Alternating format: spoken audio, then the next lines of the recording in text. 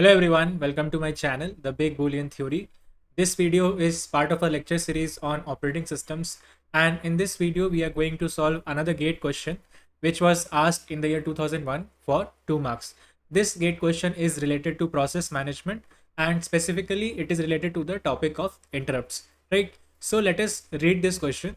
So the question goes like this: which of the following does not interrupt a running process? And the options are A device, B timer, C scheduler process, and D power failure. So we are given some entities, some hardware entities, some software entities, right?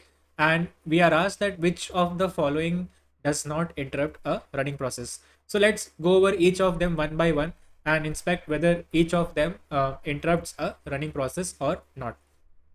So first of all, let us begin with the first option, that is an IO device, right? So as we have already discussed, first of all, let us recall what is an interrupt, right? An interrupt is basically a signal that can come either from a piece of hardware or a piece of software, and this signal is for the CPU, right? This signal is used to alert or notify the CPU that there exists a situation or an event which needs immediate attention from the operating system. And when the CPU detects this interrupt, what it does is that it immediately stops whatever it is doing.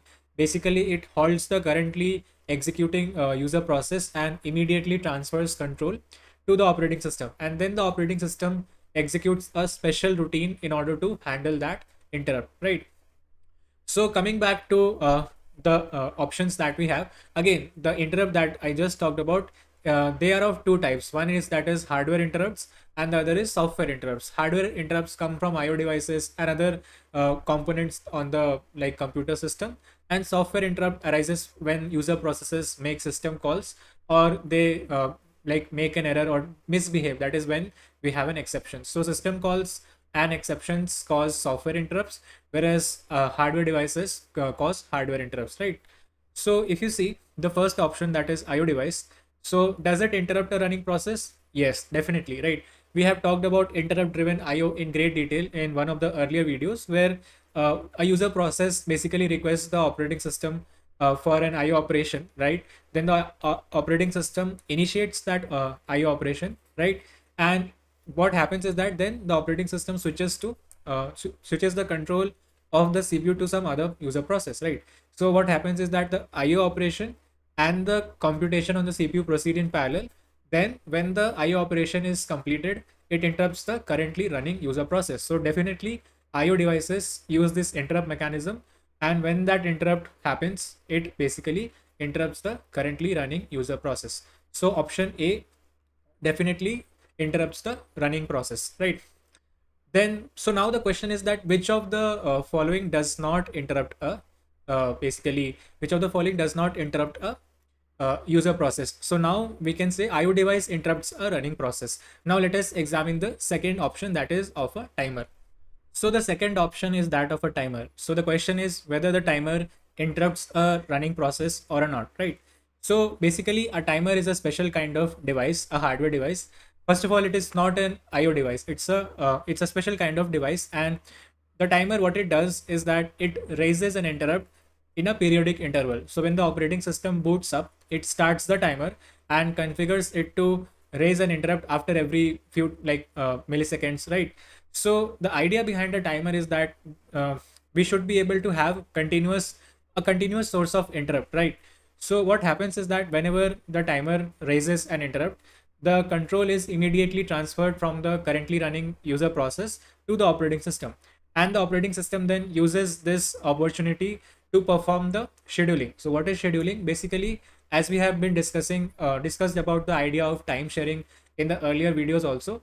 So in order to allow several different processes to run on the CPU, basically in order to allow a large number of processes to run on a limited number of CPUs, the CPU is basically time shared between all of the different processes that are there in the system. So the idea is that the control of the CPU should be frequently switched between different processes, right? So let's say some process is running, then after some time, if it is not giving up the control of the CPU, then the control of the CPU should be switched to some another process.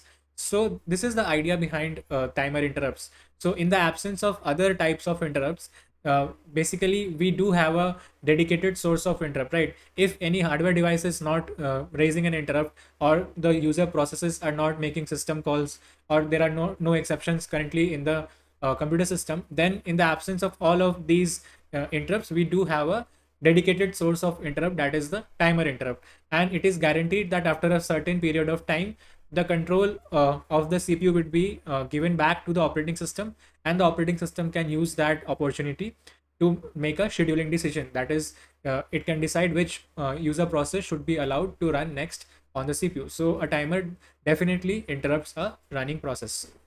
Now let us look at the next option, that is a scheduler process. So the question is that, does the scheduler interrupt the current user process? First of all, what is the scheduler? The scheduler is a piece of software that is a part of the operating system. We can say it's a component of the operating system which is responsible for deciding which user process should be allowed to run next on the CPU, right? It's a basically it uses some policy to come up with this decision of which user process should run on the CPU next. So as you can see, it does not raise an interrupt, right? It is first of all not a piece of hardware, right? So this is not like it raises any hardware interrupt. Then it also does not make system call, because system calls or even exceptions arise from user process themselves, right? So till now, the options that we have looked at, the IO device and the timer, these are hardware devices which raise interrupts. The other source of interrupts are software interrupts, which come when user processes make system calls, or they make an error, they do an error that causes exceptions. The scheduler, in contrast, is a component inside the operating system, and it does not basically raise an interrupt, and like interrupts the currently running user process. So this is the correct option, that is, the scheduler process is the one out of all of these. The scheduler process is the one that does not interrupt the currently running user process. So we can see the scheduler process does not interrupt. So for the sake of completeness, we'll talk about the last option also, and then we'll come up with the answer. So the final option is that of the power failure. So when there is an event of power failure, does this event interrupt the running user process or not, right? So basically, when there is a power failure, the immediate hardware device that is affected is the battery, right?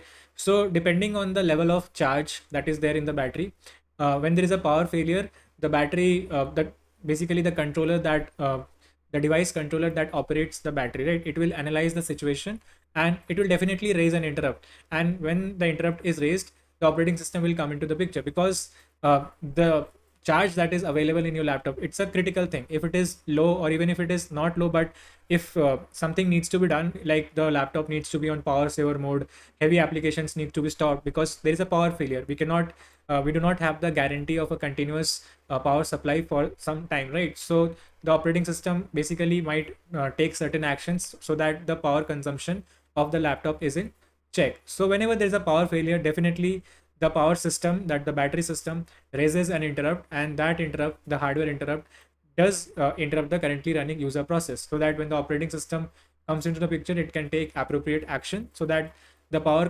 consumption of the laptop can be checked. So again, the power failure is an event that also like interrupts the user process.